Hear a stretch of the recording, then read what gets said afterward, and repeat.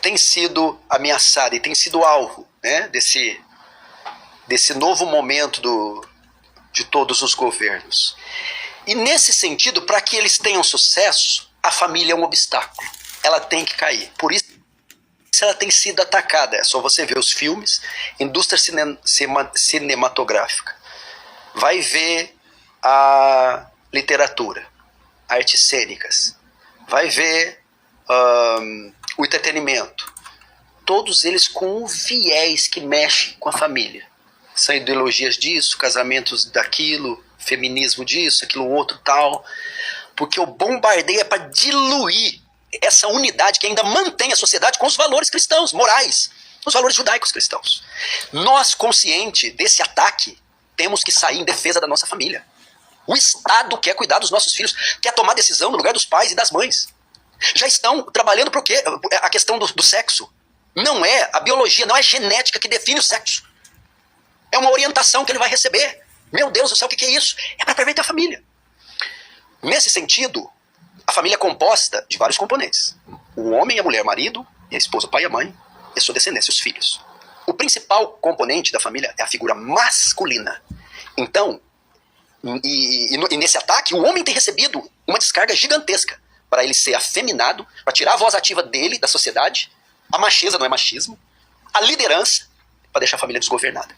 Então eu diria, uma das formas de proteger a família é o homem cumprir o seu papel e ele sair em defesa e preservar essa instituição para não ser extinta. Como? As 4 funções bíblicas do homem, ele tem que cumprir. As 4 funções. Em inglês é os 4 P's. Prophet, Priest, Provider, Protector. É o sacerdote, profeta, protetor, o provedor e o protetor. Ele tem que cumprir essas 4 funções segundo a Bíblia. Primeiro, o homem deve ser o sacerdote. Essa figura é tirada do Antigo Testamento. Quem era o sacerdote? É aquele que pegava os pecados de Israel e os representava diante de Deus. É aquele que fazia mediação entre o povo e Deus. Primeira função do homem, do pai. É ele quem representa a sua família diante de Deus. Ele é o intercessor da sua família. É o homem que dobra seus joelhos e ora para a mulher e para os filhos. É um homem que conduz espiritualmente o seu lar no temor do Senhor. É aquele que, quando os filhos estão em situação de perigo, a mulher, quando tem uma crise, é que vai diante de Deus e Senhor, ajuda minha mulher, está sofrendo. Senhor, meu filho está vivendo uma crise.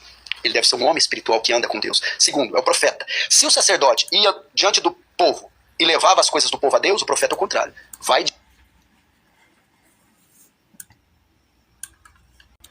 Ele diz aí que o marido é o sacerdote e antes ele diz que o marido, o homem, é a pessoa mais importante da família, o que não é verdade, nós sabemos. Ele está se referindo ao tempo do Antigo Testamento, onde que a mulher era escrava do homem. Tem outros vídeos meus que falam sobre isso, e que o homem ele era o dono da mulher. E ele era a figura mais importante, o patriarca, que era servido por toda a família, e toda a família vivia para agradá-lo. Então ele está um pouco atrasado, porque Jesus Cristo já veio, já morreu, já quebrou essa maldição, né, da escravidão da mulher.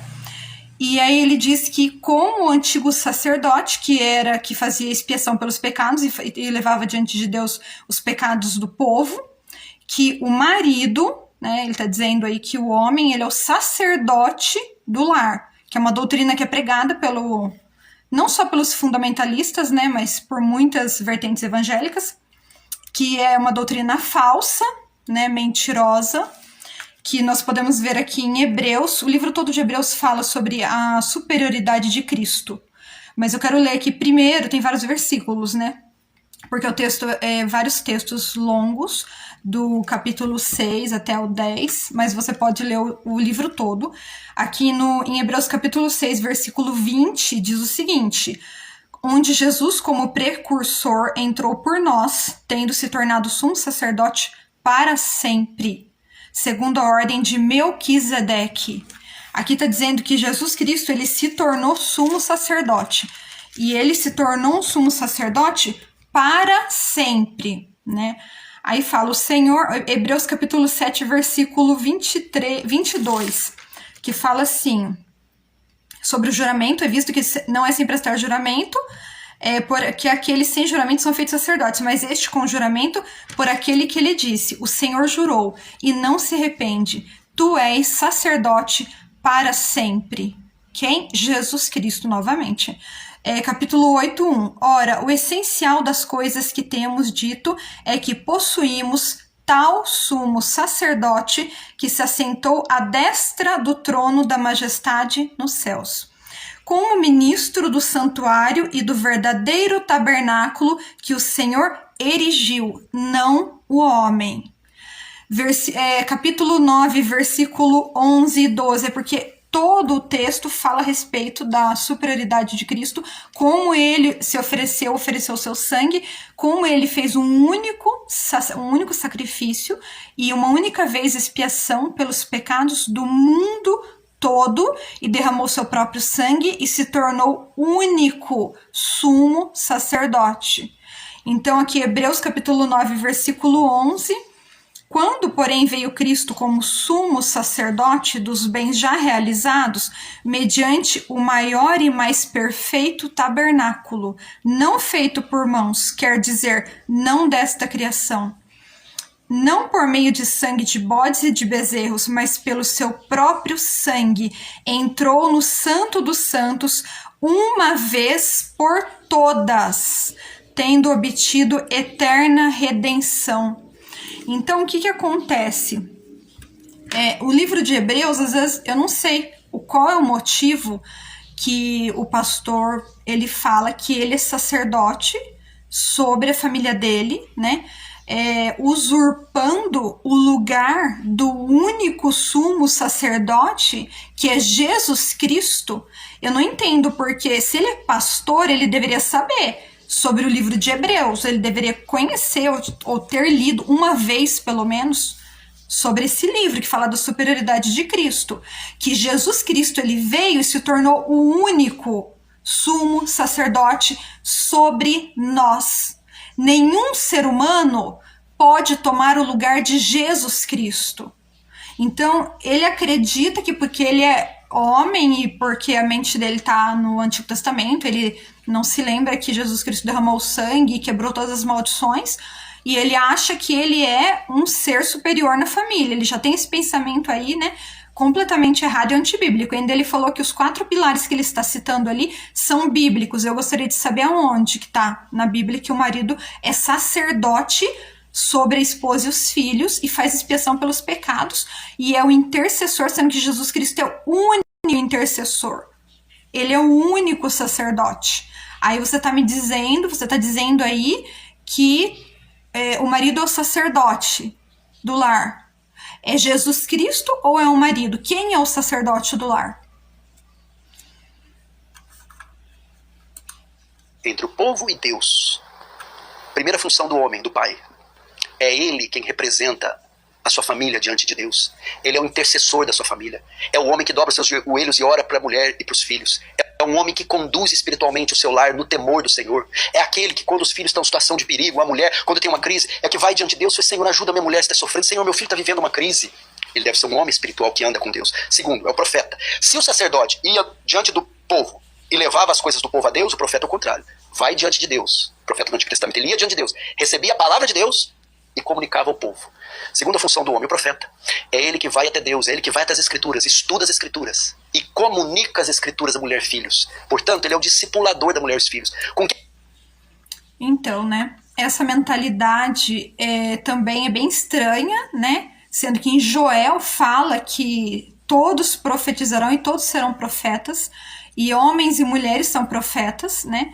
E aí ele está dizendo que o homem, o marido, é profeta e ele tem o contato com Deus, ele que leva o contato e ele que discipula, ensina, como se a mulher e os filhos não tivessem contato com Deus. É bem estranho, é bem assim, antibíblico, porque ele está querendo dizer que somente o homem é profeta, a mulher não é profeta, que a mulher precisa dele para ter um contato com Deus. Eu tô falando tudo isso, mas eu já fiz vídeos a respeito disso, no meu canal tem outros vídeos que falam sobre isso. Então, assim, onde que ele leu isso? Onde está escrito isso? Onde que ele se baseia? Que o homem é o profeta? Ué, mas qualquer pessoa do corpo de Cristo pode ser profeta. Se a pessoa recebeu o ofício de profeta, pode ser homem, mulher, pode ser uma criança.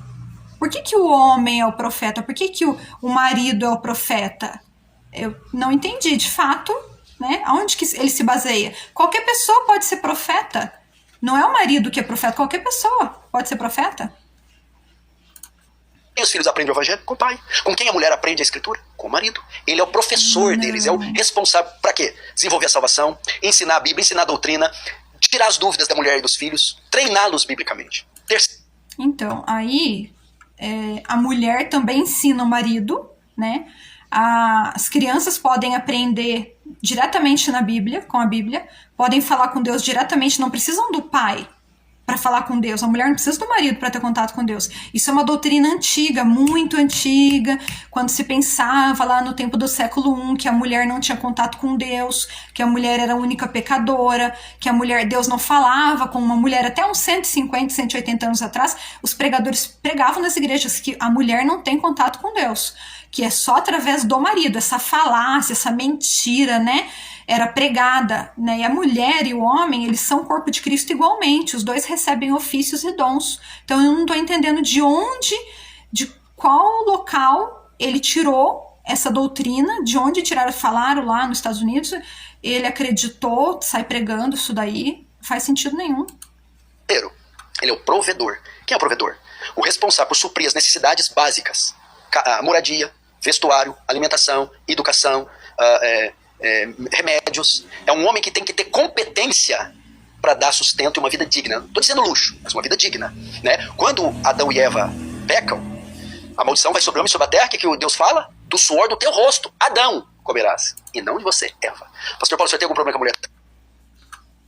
Então, né? Olha para você ver que estranho, como que é assim, muito...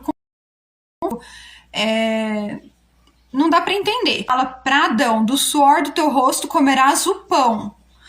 Quando ele disse isso para Adão, isso também era para Eva. Porque Eva também sofreria e também iria ter que lutar e suar e sofrer para conquistar o pão. Não era só o homem que soa, que sofre. É só o homem que sofre, que soa para ganhar o pão. Não era só o homem, a mulher também. Isso não tá dizendo nada ali, ele fez ali uma conjectura, ele tipo, aqui tá falando então que o homem vai cuidar da família e vai ser o provedor porque do suor do teu rosto comerás o pão. Não tá dizendo nada disso no texto. O texto não tá dizendo nada disso. Simplesmente ali tá falando uma maldição, jogando uma maldição sobre o homem ali, mas a mulher também recebeu a maldição porque a mulher também sofria. Porque essa maldição, outra coisa que o ser, né, o pastor aí tá bem atrasado, né, que aí Jesus Cristo já quebrou a maldição, né, já não existe mais essa maldição, que com o suor do teu rosto comerás o pão, que a terra era maldita por sua causa, que a mulher seria governada pelo homem. Essas maldições foram quebradas, né, Romanos capítulo 8:1.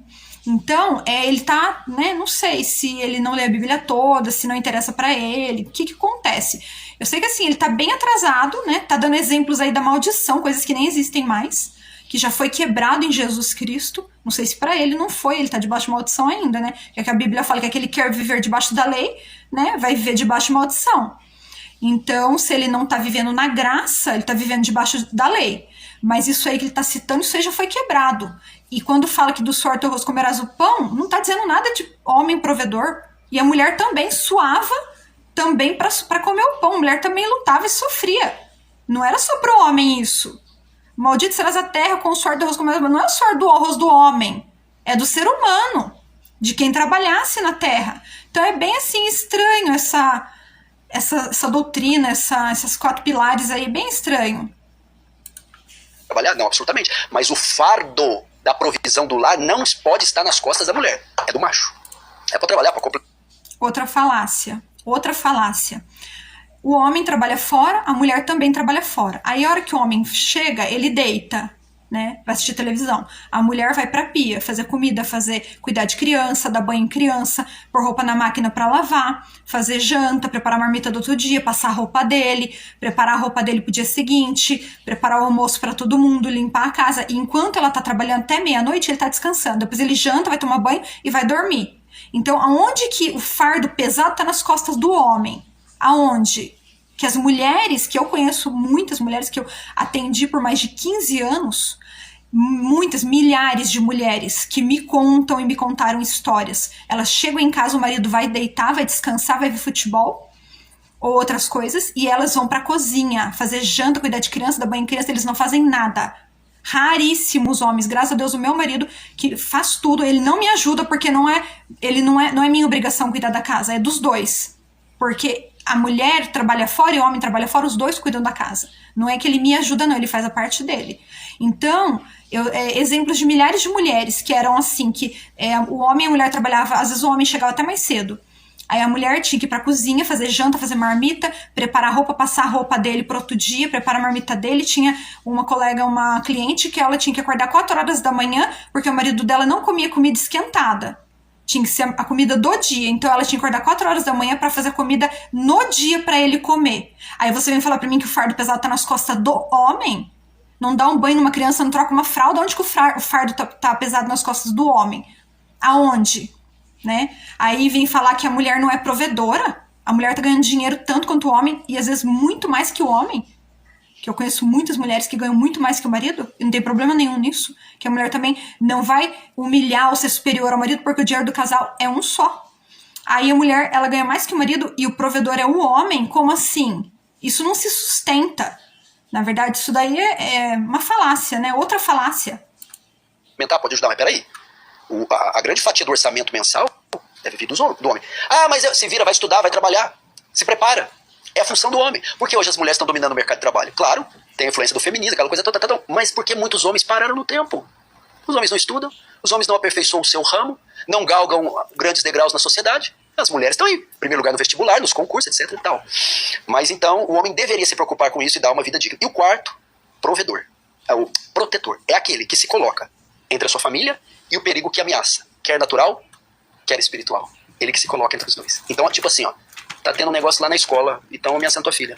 É o macho, o pai que fala: o que tá acontecendo aqui, diretor? Eu vim aqui. O que tá acontecendo? Aconteceu alguma coisa lá na casa, um barulho. O que o marido faz? Meu amor, vai lá. E sabe o que é pior pra vergonha deles? Ela vai. E sabe o que é o pior? Ela resolve. Pega a vassoura na mão. Eu não sei o que foi esse barulho, mas ela espantou. E ele chega lá: deu certo, meu amor? Deu. Eu sabia. Não, é ele que tem. Tipo assim, Vilela, se aconteceu um tiroteio na tua casa, o primeiro peito que vai tomar uma bala é meu, é seu. Se tiver 4 pessoas em casa, 3 bife, adivinha quem é que fica sem comer? É claro que não é ele vai comer os 3. É ele que se sacrifica. Então, né? Outras palavras, né, que não se sustentam com a realidade, né? Primeiramente, que quem nos protege, a nossa proteção vem de Deus. Então, é Deus quem nos protege. Então, vamos supor que entra um assaltante na casa à noite, né, armado. Como que o meu marido ele vai enfrentar um homem com poder de fogo para dizer que ele vai tomar a bala no peito porque ele é o protetor? Então é ele que vai tomar a primeira bala e tal. Como que isso protege uma mulher? Um homem vai lá enfrentar um assaltante, um bandido, em vez dele pegar e se esconder, em vez dele chamar a polícia, porque pode acontecer de ele ser assassinado ou a esposa. Aí ele vai lá enfrentar porque ele é o protetor, porque ele protege, porque ele é o cara. Aí toma um tiro, morre. Como que ele protegeu a mulher? Como que protege a mulher? E o que diz aqui? Isso vai contra a palavra de Jeremias, capítulo 17, versículo 5. Eu vou ler. Assim diz o Senhor: maldito o homem que confia no homem, faz da carne mortal o seu braço e aparta o seu coração do Senhor. Porque será como um arbusto solitário no deserto e não verá quando vier o bem. Antes morará nos lugares secos do deserto, na terra salgada e inabitável.